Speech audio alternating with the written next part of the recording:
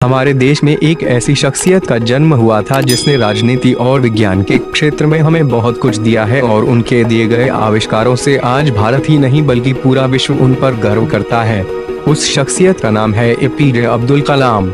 विज्ञान के क्षेत्र में हमें बहुत कुछ देने वाले इस शख्सियत का जन्म 15 अक्टूबर 1931 को रामेश्वरम, तमिलनाडु में हुआ। अब्दुल कलाम मुस्लिम धर्म से थे। उनके पिता का नाम जैनुलबदीन था जो नाव चलाते थे और इनकी माता का नाम अशयमा था। बचपन और शिक्षा अब्दुल कलाम का बचपन बहुत ही संघर्षों में गुजरा, क्योंकि ये गरीब परिवार से थे और ये बचपन से ही पढ़ाई के साथ साथ काम भी करते थे।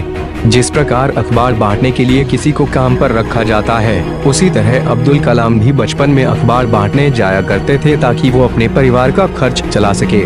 उन्होंने रामेश्वरम, रामनाथपुरम के स्वात्र मैट्रिकुलेशन स्कूल से अपनी प्राथमिक शिक्षा ग्रहण की। अब्दुल कलाम में बचपन से ही कुछ नया सीखने की जिज्ञासा दृढ़ थी। वो पढ़ाई भी करते तो पूरी लगन और जिज्ञासा से किया करते थे, चाहे उनके पास कैसा भी समय हो। कॉलेज और करियर का दौर अपनी स्कूली शिक्षा के पूर्ण होने के बाद जैसा कि अब्दुल कलाम की रुचि विज्ञान में थी तो उन्हें भौतिक विज्ञान में स्नातक करनी थी। उसके लिए उन्होंने तिरुचिरापल्ली के सेंट जोसेफ कॉलेज में दाखिला लिया और 1954 में उन्होंने स्नातक की पढ़ाई पूरी कर ली। स्नातक की पढ़ाई पूरी करने के बाद अब्दुल कलाम आगे की पढ़ाई पूरी करना चाहते थे, जिसके लिए उन्होंने 1955 में मद्रास की ओर प्रस्थान किया। वहां जाने के बाद उन्होंने अंतरिक्ष विज्ञान की शिक्षा ग्रहण की, क्योंकि उनकी रुचि भौतिक विज्ञान में ज्यादा थी। उनके शिक्षा का ये दौर करीब 1958 से 1960 तक चलता रहा। करियर की ओर बढ़ना। अपनी शिक्षा को पूर्ण करने के बाद अब्दुल कलाम ने एक वैज्ञानिक के रूप में DRDO यानी रक्षा अनुसंधान और विकास संगठन में काम किया। अब्दुल कलाम का सपना था कि वो भारतीय वायुसेना में एक पायलट बने और देश के लिए कुछ करें।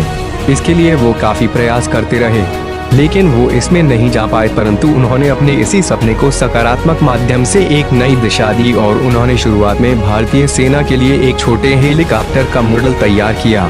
DRDO में काम करने के बाद अब्दुल कलाम की करियर यात्रा इसरो की ओर बढ़ी। सन 1969 में उनका कदम इसरो यानी भारतीय अंतरिक्ष अनुसंधान संगठन पर पड़ा, जहां पर वो कई परियोजनाओं के निदेशक के रूप में काम करते रहे। और गर्व की बात यह है कि इसी दौरान 1980 में इन्होंने भारत के पहले उपग्रह पृथ्वी या SLV को पृथ्वी के निकट सफलतापूर्वक स्थापित किया। इन्होंने भारत के लिए ये काम इतना बड़ा कर दिया था कि इनके इस काम की वजह से हमारा देश अंतर्राष्ट्रीय अंतरिक्ष क्लब का सदस्य बना। उपलब्धियां। अब्दुल कलाम निरंतर विज्ञान के लिए नया काम करते रहे, जिसमें उन्होंने भारत के पहले परमाणु परीक्षण को भी साकार कराने में अपना सहयोग दिया। इतना ही नहीं, इन्होंने नासा यानी national aeronautics and space administration की यात्रा भी की।